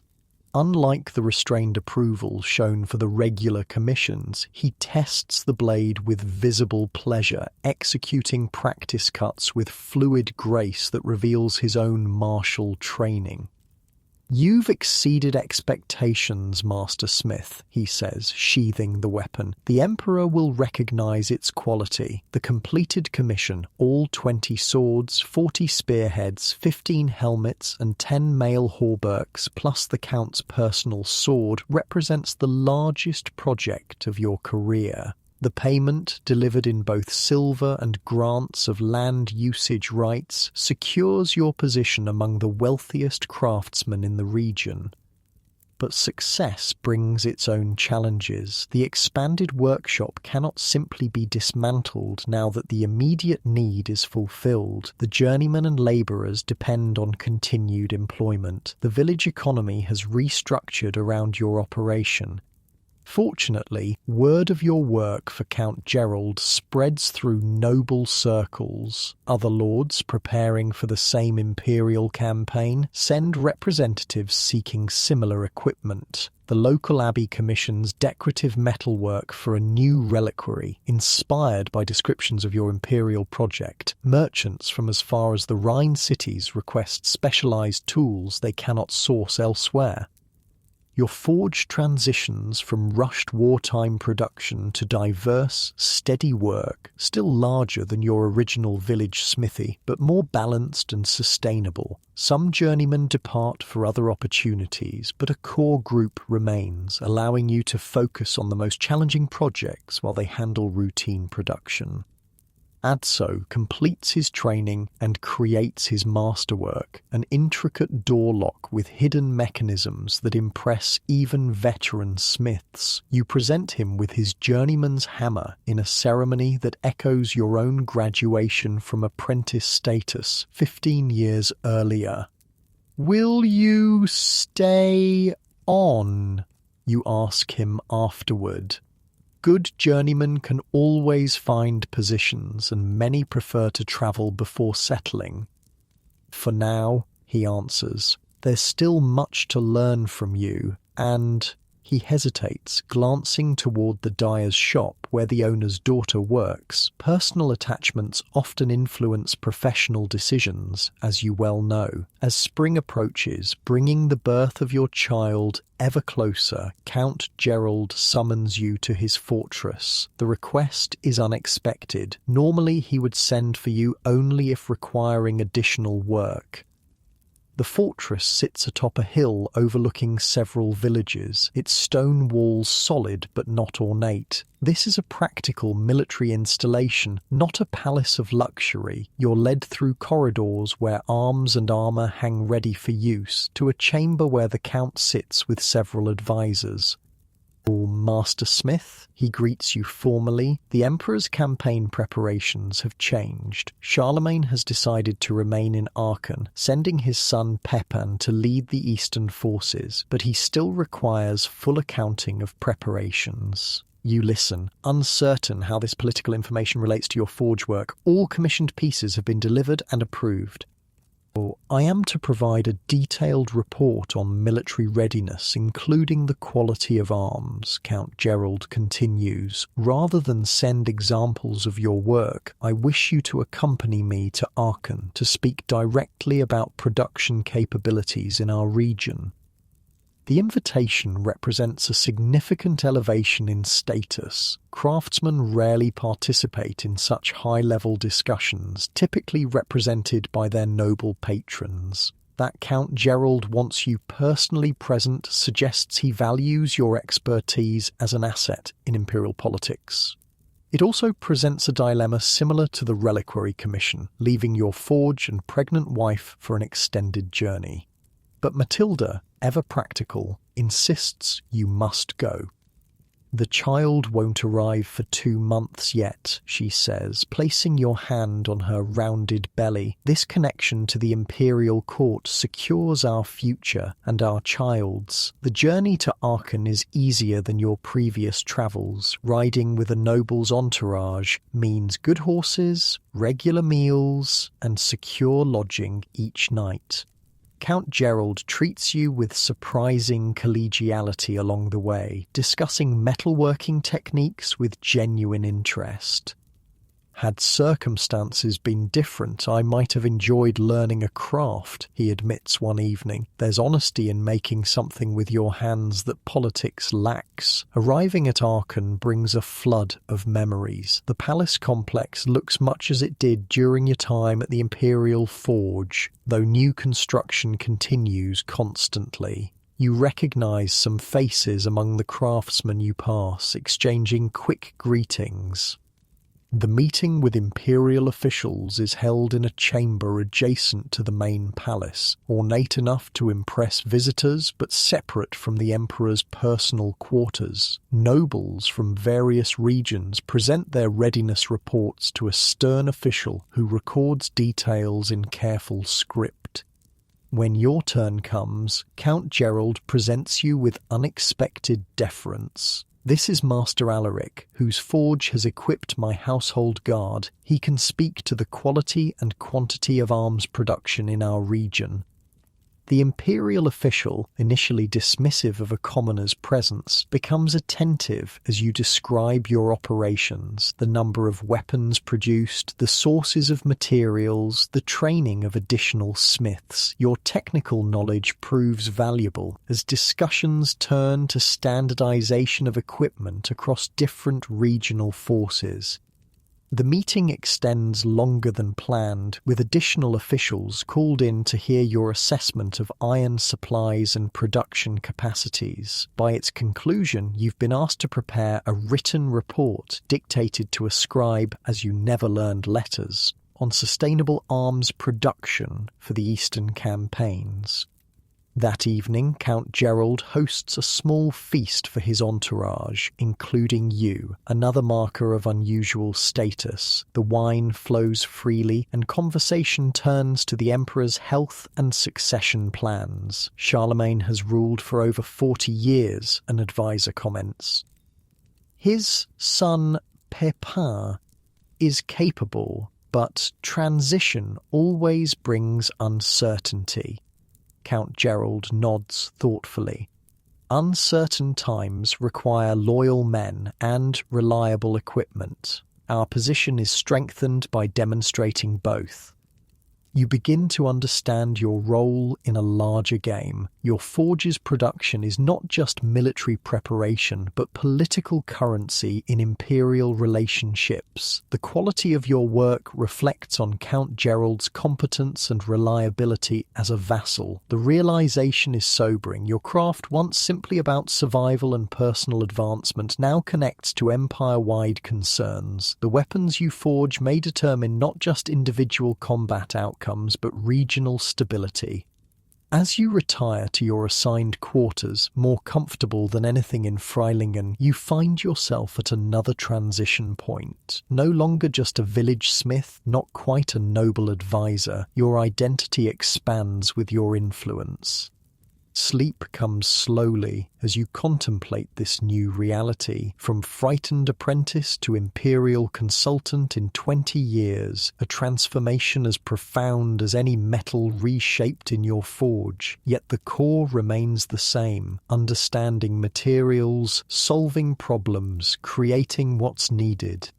Tomorrow brings another meeting with Imperial officials, then preparations for the return journey, back to Fryingan, to Matilda, to your forge, and the child who will arrive soon, back to the life you've built, now connected more firmly to the wider empire.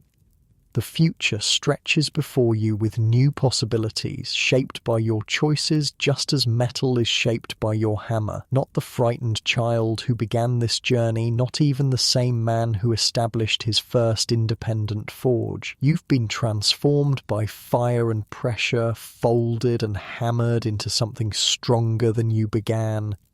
30 years pass like the seasons, sometimes slowly in the moment but startlingly swift in retrospect. The frightened child apprentice, the ambitious journeyman, the establishing master, all these versions of yourself feel simultaneously like yesterday and like someone else's memories. You're 54 now, your once dark hair and beard streaked heavily with grey. Your hands, those essential tools of your craft, have changed the most, gnarled like ancient tree roots, joints swollen from decades of impact, skin a permanent map of scars and calluses. They ache in the morning and during damp weather, a constant reminder of the physical price your body has paid for your craft.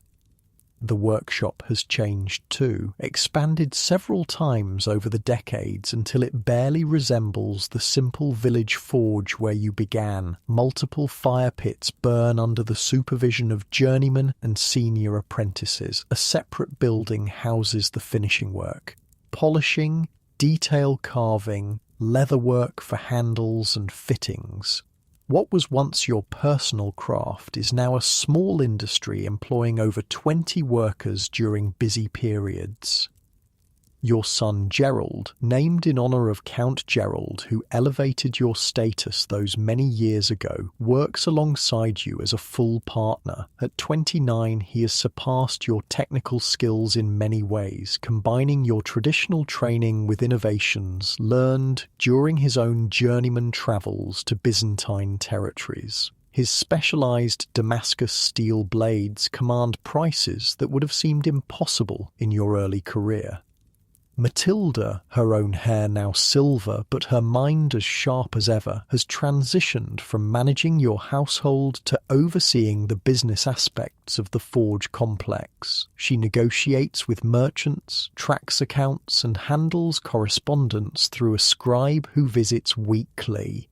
Literacy being one advantage you ensured for your children that you never had yourself.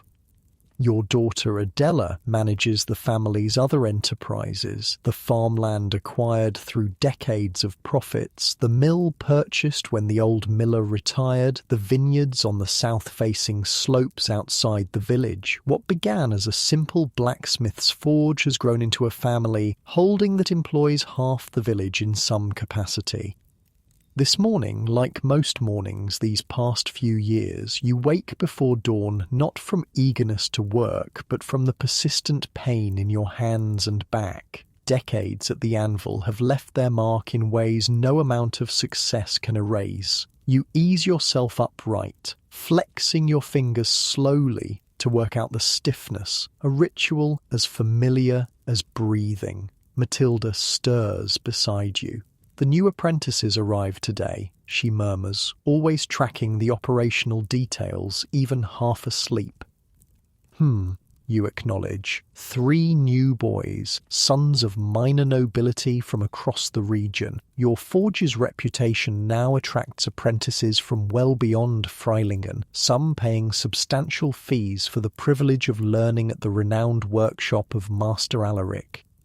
You dress slowly in the dim light filtering through the shuttered windows of your bedchamber. The room itself reflects your rise in status, spacious with a proper bed frame rather than a straw mattress on the floor, tapestries on the walls to cut the chill, even a small bronze mirror imported from Italy, a far cry from the corner of Oswald's workshop where you slept as a child.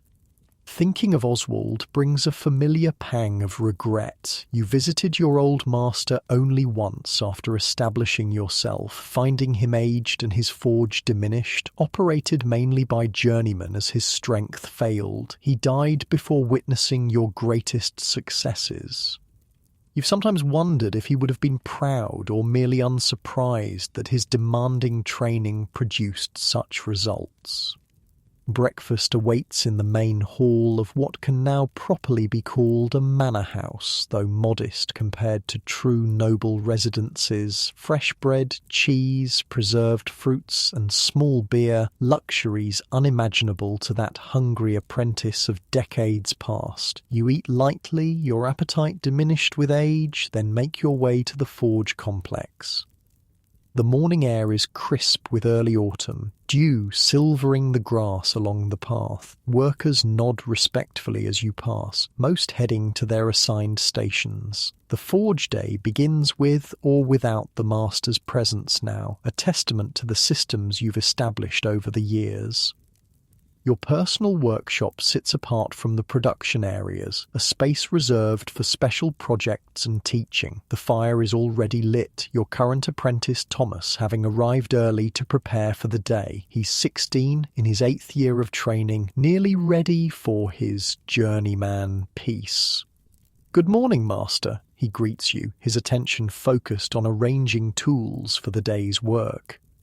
"Or morning," you reply, easing yourself onto the stool by the workbench. Your days of standing for hours at the anvil are largely past, though you still demonstrate techniques when needed. The fittings for the church doors? Ready for final polishing, Thomas confirms, indicating the elaborate iron hinges commissioned by the regional bishop. Your forge now specializes in decorative metalwork as much as practical items, your reputation allowing you to focus on higher value creations. The morning passes in comfortable routine, checking Thomas's work, offering corrections and guidance, reviewing designs for upcoming projects. Around midday, Gerald brings the new apprentices for introduction. 3 boys, as expected, all around 10 years old. 2 look terrified, eyes wide at the heat and noise of the forge complex. The third maintains a carefully composed expression that doesn't quite hide his anxiety. You recognize in all of them echoes of your own first day, that mixture of fear and fascination that comes with entering an alien world. "This is Master Alaric," Gerald tells them with the formality the occasion demands. "You will address him with respect and obey his instructions without question. You study the boys thoughtfully. Unlike your own harsh introduction to smithing, you've developed a more measured approach to training. Still demanding, the craft requires discipline, but tempered with explanation and encouragement. Being a smith means understanding fire and metal better than you understand yourself," you tell them, your voice rough from decades of forge smoke. "It means learning when to force your will upon the material and when to work with its nature. It means patience, precision, and perseverance." You rise from your stool, ignoring the protest from your back, and take a bar of iron from the fire with tongs. "Watch," you command, placing it on the anvil. Despite your age and the pain in your joints, decades of muscle memory allow you to demonstrate basic hammering with fluid precision. The iron bar begins to flatten and stretch under your controlled strikes. The boys watch, mesmerized by the simple transformation. "Today you begin with cleaning and pumping the bellows," you tell them after returning the iron to the fire. "Years from now, if you prove worthy, you'll create works that outlive you. The choice between failure and mastery will be made daily by your own hands." Gerald assigns the boys to their initial tasks and leads them away. You ease back onto your stool, massaging your wrist where the old inflammation has flared from even that brief demonstration. "They seem promising," Thomas comments, returning to his polishing. "Too early to tell," you reply. "The fire reveals true nature over time." Later that afternoon, as you review accounts with Matilda in the relative quiet of your house, a messenger arrives from Count Aldrich, the son of Count Gerald, who inherited his father's lands 2 decades earlier. The relationship with the family has continued through the years. Your forge still supplying the Count's household needs, though Imperial commissions have become rare since Charlemagne's death and the subsequent division of his empire among quarrelling heirs. The message is brief but significant. The Count requests your presence at his fortress tomorrow to discuss a special commission. Despite your semi-retirement from active smithing, certain clients still insist on consulting directly with the master. "Will you go?" Matilda asks, knowing how you've come to dislike travel as your body has aged. "Of course," you sigh. "The political connections maintained through such relationships protect your family's position. Some obligations don't diminish with age. The journey to Count Aldrich's fortress the next day is made easier by the horse-drawn cart your status now affords, though every bump in the road sends jolts of pain through your back.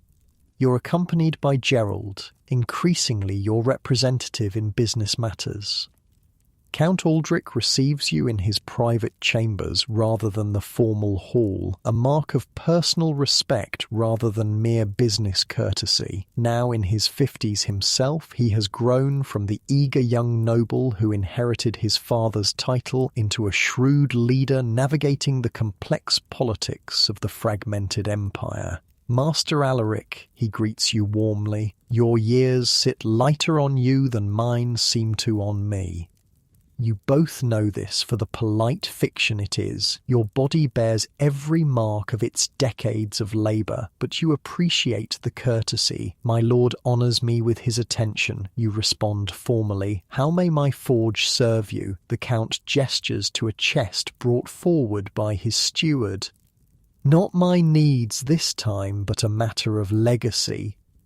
Inside the chest lie weapons and armour created by your forge over the decades. Swords, helmets, mail sections, all showing signs of hard use but still serviceable. You recognise your own work from various periods, including pieces from that first major commission 30 years ago. My father's campaign equipment, Count Aldrich explains, and some of mine from younger days. They've served our family through 3 generations of service to the Empire.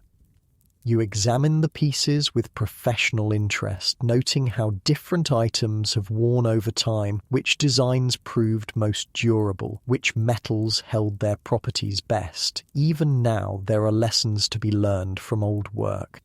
The Imperial Museum in Aachen is collecting significant artifacts from Charlemagne's reign, the Count continues. I've been asked to contribute items representing military preparedness during the Eastern campaigns. These pieces from your forge seem appropriate, but they shun before presentation.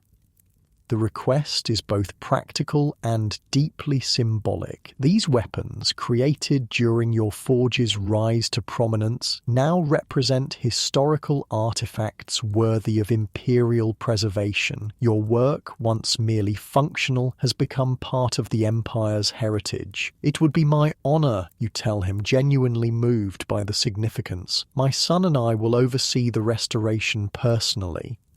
On the return journey, you find yourself unusually reflective, contemplating how objects created by your hands have developed their own histories, their own journeys parallel to yours. The weapons that helped establish your reputation will now outlive you, preserved as cultural treasures rather than practical tools. Strange to think of our work becoming history, you comment to Gerald as the cart rumbles homeward. He nods thoughtfully. Everything we create continues beyond us. That's why quality matters, not just for the first user, but for all the eyes that will see it generations later. The insight surprises you, not the thought itself, which you've had in various forms throughout your career, but hearing it articulated by your son with such clarity. He has absorbed not just your technical skills, but the philosophy underlying them. The restoration project becomes a family affair over the following weeks. You supervise more than participate, your hands no longer capable of the finest work, but your knowledge guides every decision. Gerald leads the metalwork restoration, while Thomas and the senior apprentices handle cleaning and polishing. Even your daughter Adela contributes, researching through church records the specific campaigns where each piece was used. Working with these artifacts from your earlier career brings memories flooding back. The pressure of that first major commission, the pride of creating Count Gerald's personal sword, the exhaustion and satisfaction of building your reputation piece by piece. The physical objects connect past and present in tangible form. As the restoration nears completion, you find yourself spending more time teaching the new apprentices than overseeing the project. Something about revisiting your early work has awakened a desire to ensure your knowledge transfers properly to the next generation. No, like this, you tell the youngest boy, adjusting his grip on the bellows. Feel the resistance of the air. The fire breathes through your hands.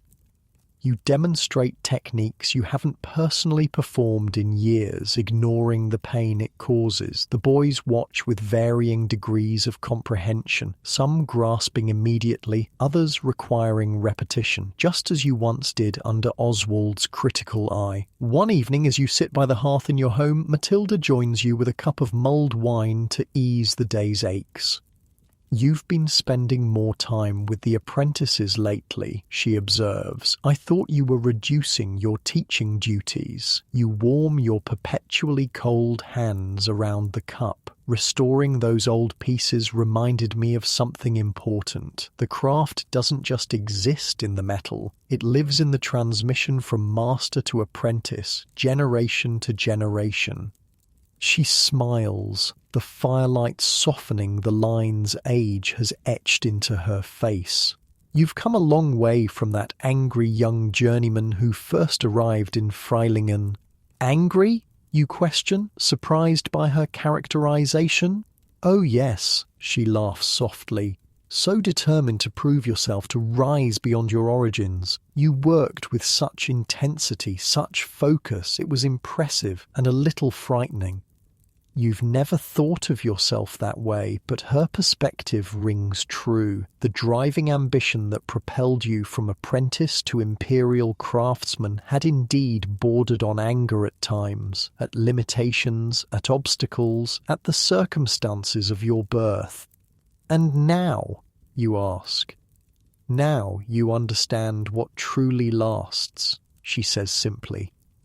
The completed restoration pieces are presented to Count Aldrich in a formal ceremony that draws nobility from across the region. The weapons and armour, returned to their original glory while respecting the honest wear of use, are displayed on velvet-covered tables in the Count's great hall.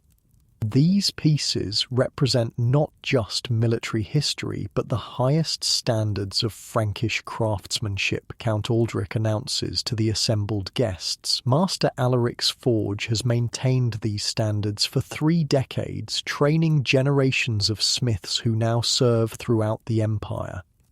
The public recognition is gratifying, but you find your attention drawn more to the reaction of your apprentices, brought to observe the ceremony as part of their education, their wide-eyed realization that humble forge work can lead to such recognition holds more satisfaction than the praise of nobles. The years continue their steady march. Your role increasingly becomes one of knowledge keeper rather than active craftsman. You oversee apprentice training, consult on the most significant commissions, and document techniques that might otherwise be lost. Gerald manages daily operations, expanding into new markets as political configurations shift following the further fragmentation of Charlemagne's empire. Your grandchildren, 4 at last count, grow up surrounded by the forge's activities, absorbing the rhythms and language of metalwork from their earliest days. 2 show promising interest in continuing the family craft, asking endless questions and attempting small projects under careful supervision. One winter morning, as snow blankets Fryingan in pristine white, you wake with more difficulty than usual. The cold has settled deep in your bones, and the simple act of rising requires deliberate effort. Matilda, always attuned to your condition, sends for the herb woman who has helped manage your pain in recent years. Just the weather, you insist, though you suspect it's more than that. At 62, you've outlived many contemporaries, including most of the smiths you knew during your journeyman travels. Despite discomfort, you make your way to the workshop after breakfast, drawn by habit and responsibility. The apprentices are progressing well on their assigned projects, simple nails and hooks for the newest boys, more complex fittings for the intermediates, and Thomas preparing for his journeyman piece, a ceremonial axe commissioned by a church official. You move among them, offering guidance, making small adjustments to techniques, sharing insights gained through decades of experience. The familiar smells of hot metal and coal, the rhythmic ringing of hammers, the radiant heat of the forge, these sensations have defined your life for over 50 years.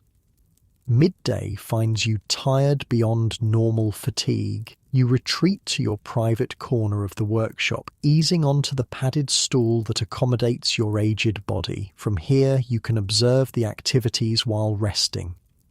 Thomas approaches with a question about tempering the axe blade. As you explain the precise colour to watch for, a memory surfaces vividly, Oswald telling you the same information 4 decades earlier, his gruff voice betraying no hint that he was sharing crucial knowledge that would shape your career. The circle completes itself. The frightened child becomes the revered master. The secret knowledge passes hand to hand, generation to generation, preserving humanity's hard-won understanding of fire and metal. That evening, by your hearth, you share the day's reflections with Mathilde. I saw myself in Thomas today, and Oswald in myself. She nods, understanding. The craft continues through different hands, but remains the same at its heart. Not entirely the same, you muse. Each generation adds something. Gerald's Damascus techniques, Thomas's decorative patterns, the apprentices will find their own innovations. While building on what you've given them, she adds, always your strongest advocate. You drift into comfortable silence, watching the fire dance in patterns as familiar as your own hands. The flames remind you of your first day at Oswald's forge, the terror, the wonder, the beginning of a journey you could never have imagined. From frightened child to master craftsman, from simple village forge to regional industry, from bare survival to prosperity and respect, the transformations parallel those you've wrought on countless pieces of metal, heating, hammering, shaping raw material into objects of purpose and beauty.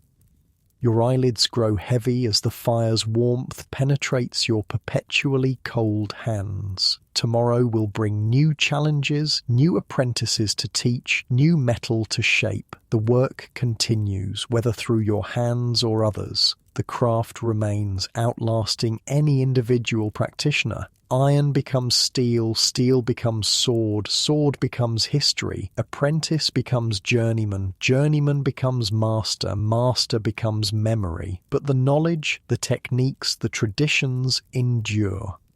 This is the true immortality of the blacksmith, not just in objects that outlast human lifespans, but in the unbroken chain of knowledge passed from hand to hand since humans first learned to shape metal with fire. As sleep claims you, warm and secure in the home built by your craft, you reflect that the frightened child who began this journey would hardly recognize the aged master you've become, yet the core remains the same. The fascination with transformation, the pride in creation, the respect for material. You've been shaped by the forge as surely as any piece of metal, hammered and folded by experience, tempered by challenges, polished by accomplishment. The result is something stronger, more useful, more beautiful than the raw material that entered the fire. And so, like iron becoming steel, you've become something more than you began, a transformation as miraculous as any achieved in your forge, and with that, close your eyes and drift off to sleep.